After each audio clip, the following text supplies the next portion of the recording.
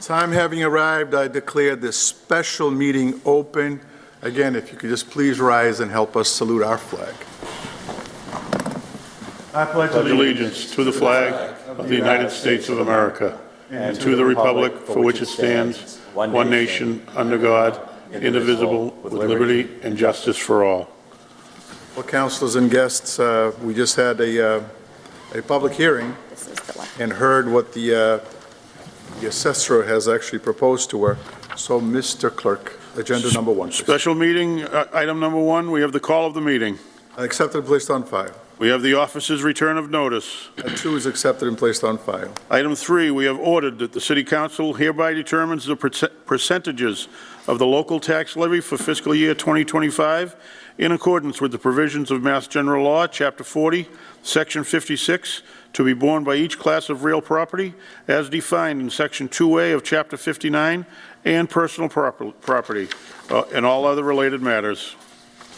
Well, the time has arrived that we are, Mr. CFO, if you could just go through exactly what we talked about in the prior meeting for the folks that are watching us at home, and then we'll go into some questions from the councils. Happy to do so, Mr. President. Thank you, members of the council. As we mentioned during the public comment period, this is your annual tax classification hearing where you set the factor of the different property tax classes.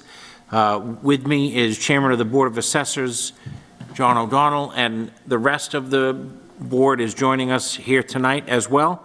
4 years ago, you adopted a factor of 1.75.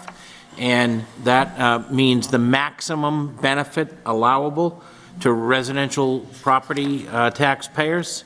And we are recommending, I'm recommending, the chair of the Board of Assessors is not supposed to recommend, but I certainly can, that you maintain that factor that provides the maximum benefit to our residential single-family homeowners, and the extensive packet that John and his team have provide you details on what the different numbers mean and what it would mean if you shifted that factor.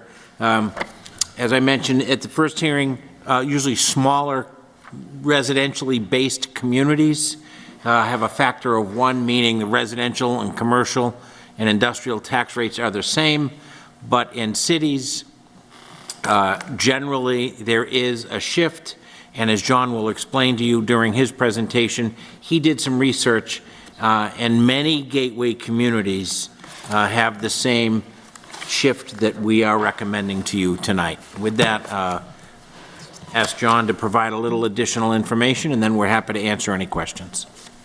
Good evening, councilors. Again, so some communities that have the 175, there's a number of them. Fall River, Lawrence, Lowell, Lynn, New Bedford, Newton, Quincy, Somerville, in Worcester. So it's a pretty diverse group. They're not all similar. There's some gateway communities, some wealthy communities. So Brockton is in a unique situation that we only have, our residential base is 86% of the total class, so we only have 14% commercial, industrial, and personal property. And our commercial base values are lower than all these other communities. That's where we differ from these communities. So I'll take any questions you may have. Councilor Lally. Mr. President, I'd like to make a motion to set the rate at 1.75. Second. On the motion. On the motion, Councilor Thompson. Thank you, Mr. Chair, and good evening, Mr. O'Donnell and Mr. Clarkson. So at the end of your statement, you were talking about the percentage of the burden that the residents are taking compared to our commercial and public property. So right now, I see it's about 85.78, as you said, about 86%. I know in previous discussions regarding the tax classification and what a ideal percentage would be between residential producing income and then the commercial producing income. You said a while ago it was 75-25. We're at 86-14.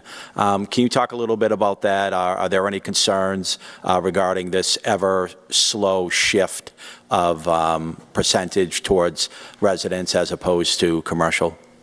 The percentage, like 75-25, that's the ideal situation. There's not many communities in the state. Boston has 66% residential and 33% commercial, so they're the ideal situation. Even like Quincy, we can relate to Quincy. Quincy and Brockton have almost identical 86-14, but their commercial values and industrial values are so much higher than what we have. So that's what we have to move towards. We can still have the same percentage, but we need to increase the quality of our commercial properties. And so when you say the quality, you're talking about we have a lot of empty properties that are not, producing as much commercial activity or value as they could be. We have vacant lands like the fairgrounds, CSX, that are not yet developed that could be producing, more tax revenue to the city. A good example would be the Christo's lot on the east side. That's been laying fallow for 8 years now, owned by the state, and really nothing going on with it. So, can you talk about that and kind of where we are in producing additional value? Because one of the things, and before you get to that, is one of the things that I was looking at on the sheet is that that we've actually had a drop in value from last year on new growth. Right, it seems our new growth has actually dipped a few $100,000. So it seems like we're just not growing commercially as we should be here in the city, or even residentially, because that encompasses both commercial and residential growth. Yeah, so I'll deal with the new growth first. So our new growth is basically the city. Yeah, we have issues, but our personal property, as can be seen by all the work done in the street, that's where all our new growth's coming from. This past year was almost 1.3. Last year was 1.3, and the year before that was 857,000. So the Eversource project is slated to go for another 12 years. So we're going to still get that, not as much, but we'll still get growth out of that. The residential growth is slowing down because we don't have much land to redevelop. There's a subdivision in your ward that's just started. The golf course down on the south side is going to be redeveloped soon, and 2 more up on Connie's land off of Pleasant Street in Braemore. Beyond that, we don't have much land left to develop. Right, but like single-family development. Yeah, but we've been getting a lot of growth out of that. Last year we had 700,000, the year before that 850,000. And then on our reval year, 2021, we had $1 million. So this coming year in 2026, we'll do a full revaluation. Our residential value will go up significantly because we will find stuff that was done to properties that wasn't permitted, additions. We'll catch all that then. So that will go up significantly. And so what is that, from the 5-year or what? It's a 5-year. Okay. Yeah, next year's our 5-year. And so we'll catch some of those, the value. Yes. And so I think that just goes to show how important it is for increasing the growth of our city, that the Fairgrounds property, the CSX property, the Christo's property, Kmart Plaza, there's a lot. Kmart Plaza, how important it is to, for our city to really, try to attract developers to grow these properties, because that's really going to be the lifeline. Because as you said, if, the area for single-family development is almost maxed out. And so downtown, with some of the new residential developments and these other identified properties, we really got to maximize the development and the valuation of these properties, because, if not, like you said, that 12-year, I'm not going to call it artificial growth, but the Department of Revenues, they tell me every year to be concerned about that. So right. It's going to go away.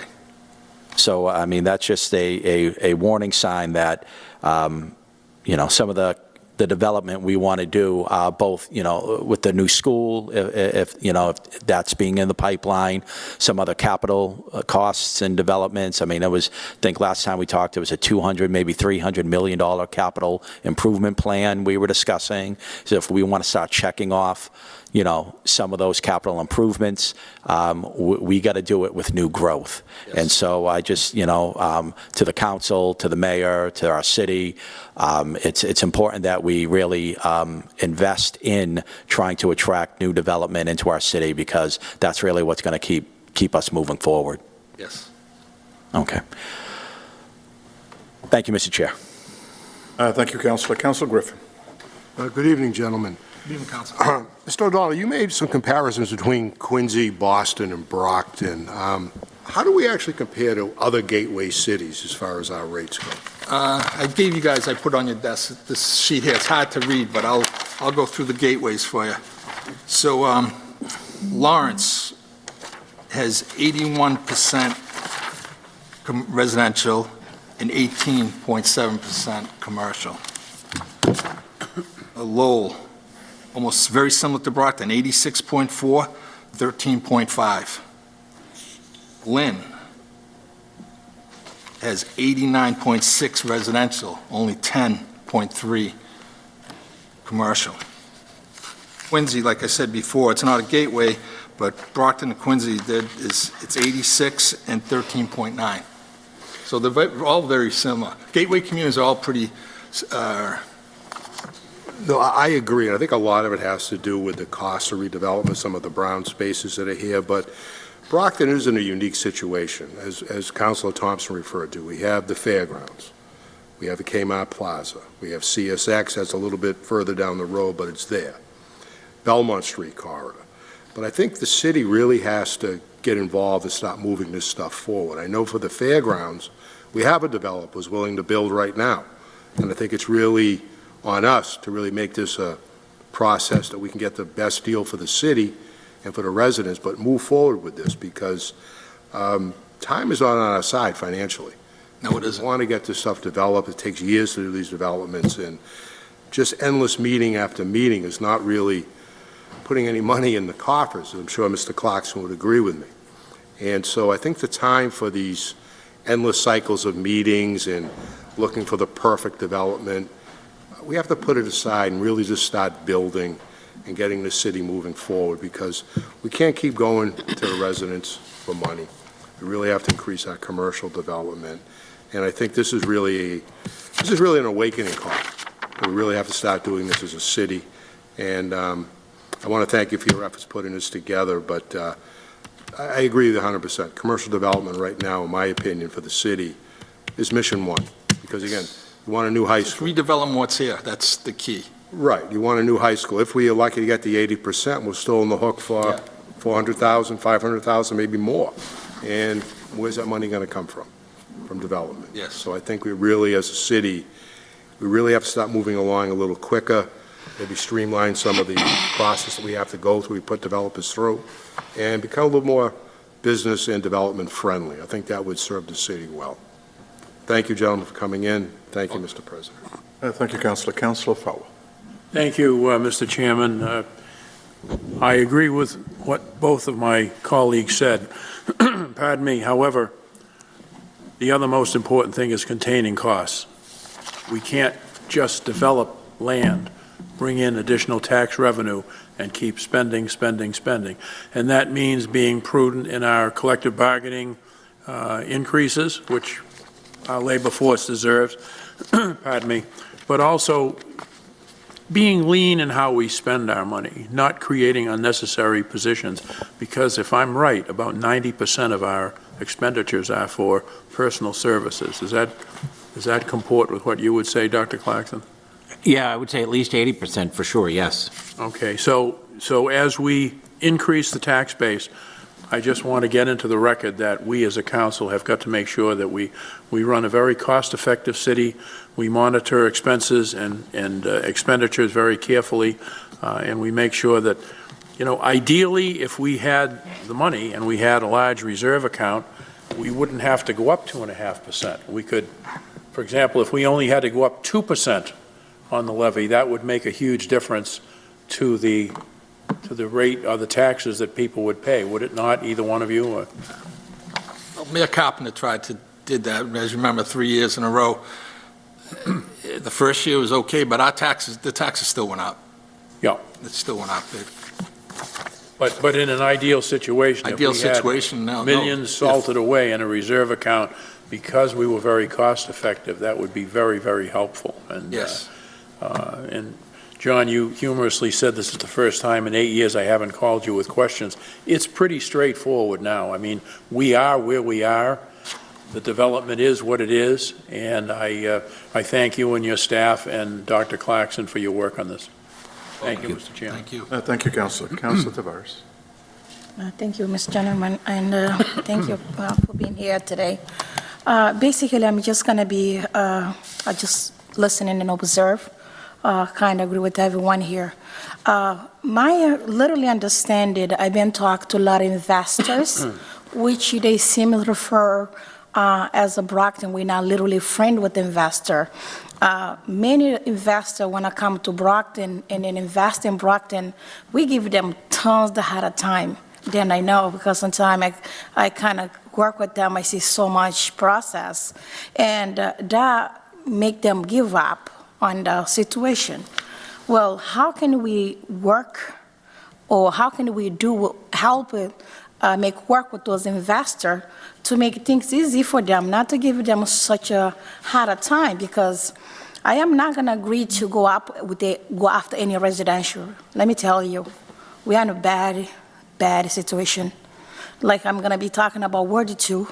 Most of the immigrant people suffer, work 2, 3 jobs to try to survive.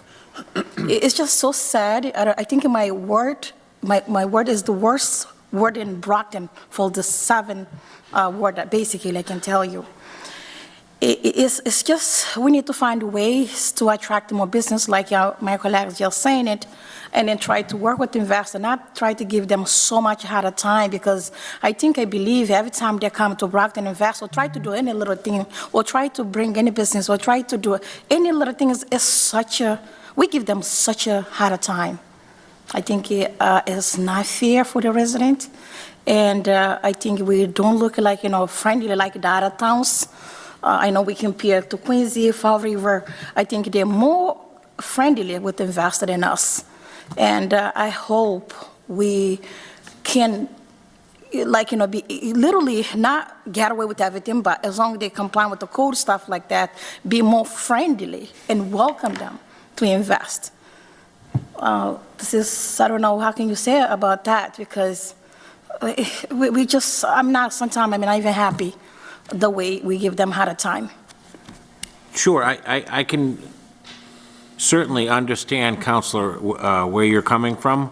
One of the things that John and I both try hard to do is to welcome investors. In fact, and I can't really speak to the permitting process, which I think is what you're talking about, but certainly for investment purposes, just last week, John and I sat down with a potential with an investor, someone who is going to repeat, who's already constructed a building and is seeking a tax increment agreement for 177, is it?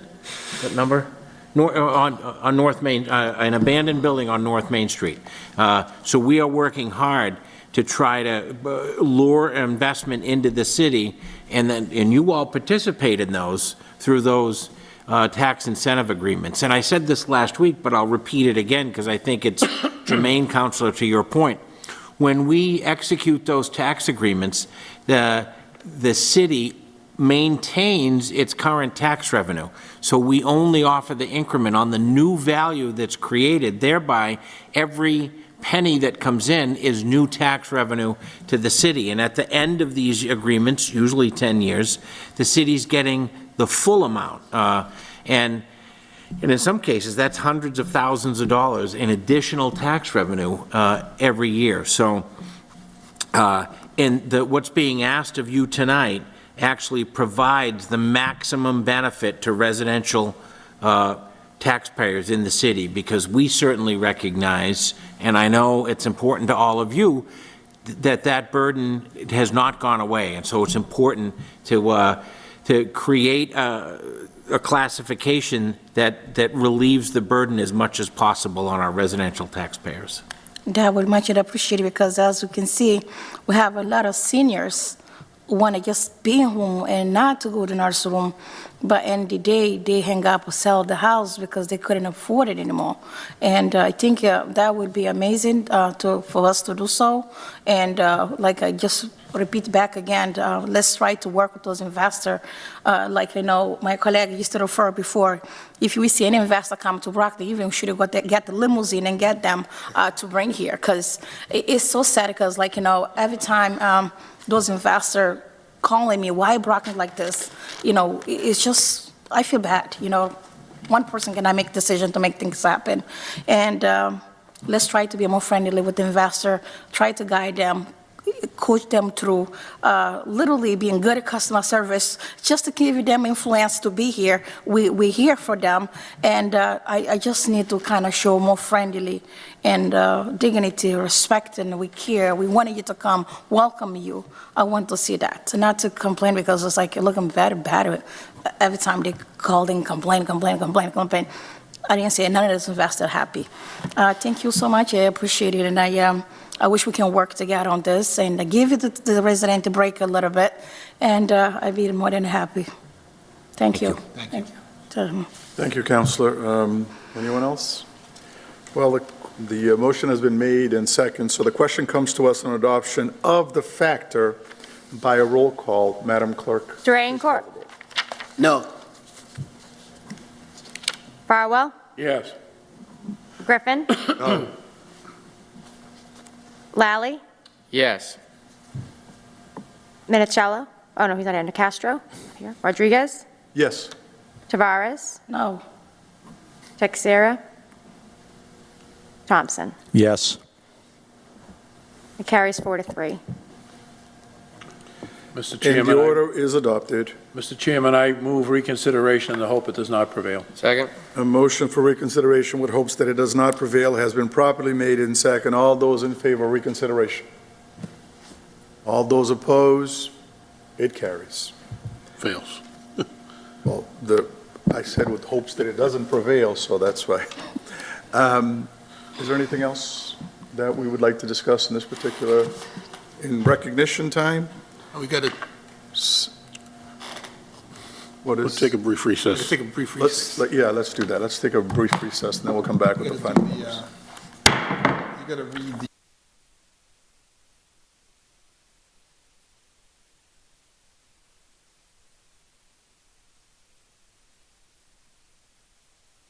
All right, we are back on. Madam Counselor? Yep, the factor for the classification shall be 1.75. So it is ordered that the City Council hereby determines that the percentages of the local tax levy in accordance with the provisions of MGL Chapter 40, Section 56, to be borne by each class of real property as defined in Section 2A of Chapter 59, and personal property as follows: residential 85.7843, commercial 9.1338, industrial 1.8734, personal property 3.2085, for a total of 100.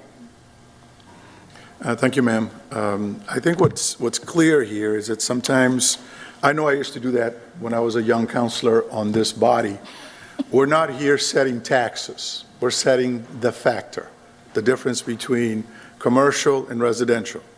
Taxes, we do not have a say or do over it. So in case some folks are asking us out in the community, we didn't set the tax rate. All we did set was the factor, the difference between the two. Having no further business of this body for the next 15 minutes, this meeting is adjourned.